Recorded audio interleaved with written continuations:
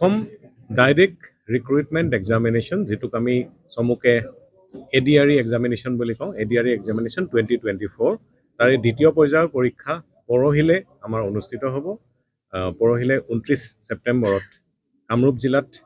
আমাৰ প্ৰথম পৰ্যায়ত অৰ্থাৎ প্ৰথম ফাৰ্ষ্ট হাফত আমাৰ প্ৰায় 54টা চেণ্টাৰ আছে আৰু দ্বিতীয় পৰ্যায়ত ছেকেণ্ড হাফত আমাৰ 19টা চেণ্টাৰ আছে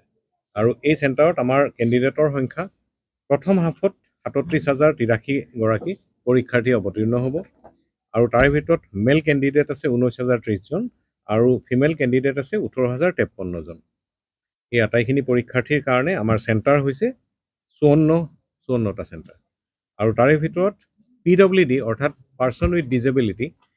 দিব্যাংগ ব্যক্তিৰ চেণ্টাৰ আছে 10টা আৰু স্ক্ৰাইব লৈ যদি কোনোবা সহায়কাৰী প্ৰয়োজন হয় তেনেকুৱা চেণ্টাৰ আছে আমাৰ এটা আৰু ছেকেণ্ড হাফত প্ৰথম ফাৰ্ষ্ট হাফটো আছে 9টাৰ পৰা 12টালৈকে পৰীক্ষা হ'ব আৰু ছেকেণ্ড হাফটো হ'ব 1:30টাৰ পৰা 4:30টালৈকে আমাৰ ছেকেণ্ড হাফৰ পৰীক্ষাৰ্থী হ'ল 16,165 জন তাৰে ভিতৰত মেল কাউণ্ট আছে মেল পৰীক্ষাৰ্থী আছে 15,845 আৰু ফিমেল পৰীক্ষাৰ্থী আছে ছেকেণ্ড হাফত কম 320 জন এই আটাইখিনি পৰীক্ষাৰ্থীয়ে ছেকেণ্ড হাফত আমাৰ চেণ্টাৰ হ'ল 19টা অৰ্থাৎ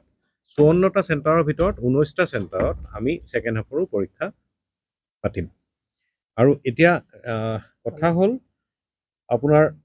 পৰীক্ষা ইতিমধ্যে মই কৈছোঁ যে 9টাৰ পৰা 12টালৈকে ফাৰ্ষ্ট হাফ হ'ব আৰু 1:30টাৰ পৰা 4:30টালৈকে ছেকেণ্ড হাফ হ'ব তৃতীয় পৰ্যায়ৰ আমাৰ পৰীক্ষা আছে কিছুদিন আমি সময় পাম তৃতীয় পৰ্যায়ৰ পৰীক্ষা হ'ব আমাৰ 27 অক্টোবৰ আৰু 27 অক্টোবৰৰ কাৰণে আমি প্ৰস্তুতি পৰৱৰ্তী সময়ত কৰিম ইয়াৰে কথা হ'ল এইবাৰ ফ্ৰিস্কিঙৰ ক্ষেত্ৰত ভালেখিনি সাৱধানতা অৱলম্বন কৰা হৈছে আমি ফ্ৰিস্কিঙৰ কাৰণে মেল আৰু ফিমেল সকলো কেণ্ডিডেটক ফ্ৰিস্কিঙৰ কাৰণে ব্যৱস্থা কৰিছোঁ আৰু বিশেষকৈ মহিলা পৰীক্ষাৰ্থীৰ কাৰণে আমি মহিলা পুলিচত বাদেও আমাৰ অংগনবাদী ছুপাৰভাইজাৰ অংগনবাদী আৰু আশা কৰ্মী সকলোকে আমি এনগেজ কৰিছোঁ এবাৰ আৰু তেওঁলোকক মানে যথোযুক্ত তেওঁলোকক প্ৰশিক্ষণ দিয়া হৈছে আৰু তেওঁলোকে ফ্ৰিস্কিঙত আমাক সকলোকে সহায় কৰিব প্ৰশাসনক যাতে প্ৰপাৰলি ফ্ৰিস্কিং হয় মোবাইল ফোন কোনেও নিব নোৱাৰে 100 মিটাৰৰ ভিতৰত কোনো ধৰণৰ আমি এলাউ নকৰিম এইবাৰ মাত্ৰ এটা নতুন সংযোজন হৈছে যে লেবেল নথকাকে ট্ৰান্সপাৰেণ্ট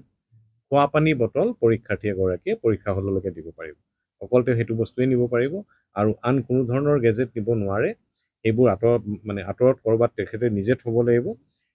যাতায়াতৰ ক্ষেত্ৰত আমাৰ দেখা যায় যোৱাবাৰো কিছু ট্ৰাফিকৰ ক্ষেত্ৰত আমি সাৱধানতা অৱলম্বন কৰা হৈছিলে এইবাৰো আমি অধিক সাৱধান হৈছোঁ এইবাৰ অৱশ্যে যোৱাবাৰৰ তুলনাত আমাৰ পৰীক্ষাৰ্থীৰ সংখ্যা কিছু কম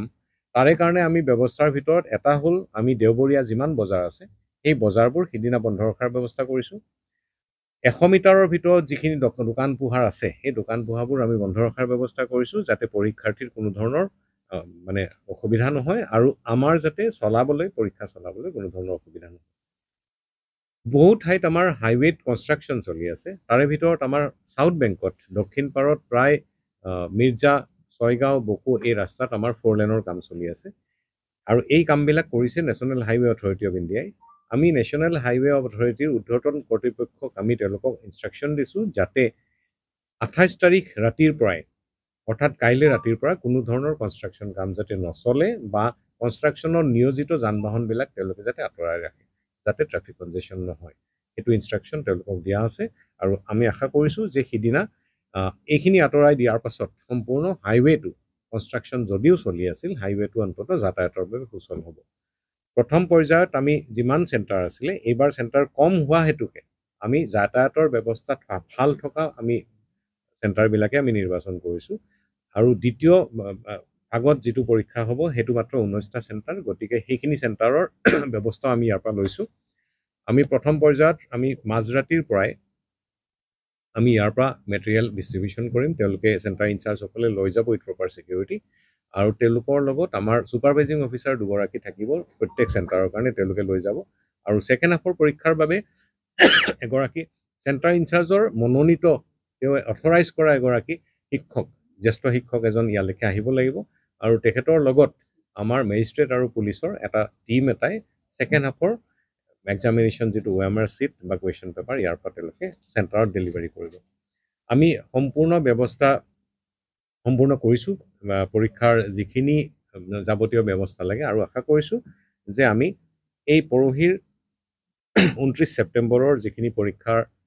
কাম কাজ যিখিনি নিয়াৰিকৈ চলাব পাৰিম আৰু সম্পূৰ্ণ শান্তিপূৰ্ণভাৱে আৰু সম্পূৰ্ণ সুৰক্ষা সহিতে পৰীক্ষা সম্পন্ন হ'ব